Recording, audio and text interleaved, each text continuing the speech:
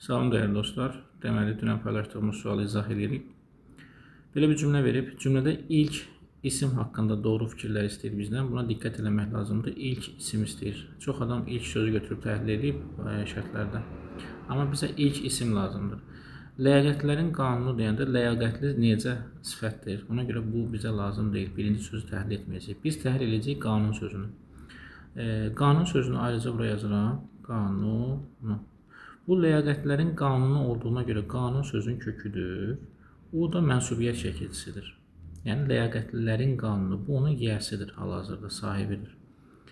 Və fikir verirsinizsə, leksik şəkilçi yoxdur, mənsubiyyət şəkilçisidir. Mənsubiyyət şəkilçi söz əgər başqa halın şəkilçisində iştirak etməyibsə, yəni başqa qeyri-müəyyən təsirli falan yoxdursa, bu avtomatik adlı halda olacaqdır.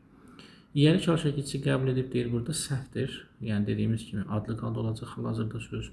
Yəni, bir olan variantları həmən silirsiniz.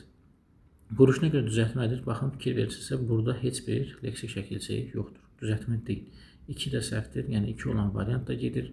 Mənsubiyyət şəkilçisi qəbul edib doğrudur. Hal-hazırda göstərdim burada mənsubiyyət şəkilçisini. Adlı haldadır, bəli. Tərkibində qrammatik şəkilçisi var. Biz bilirik ki, mənsubiyyət şəkilçisi qrammatik şəkilçisidir. Tərkibində həm leksik şəkilçisi yoxdur. O yüzden 5 ilə gedəcək. Yəni, doğru cavab qalacaq Y variantı. Y variantı yazan yoldaşlar doğru yazmışdır. Teşekkürler.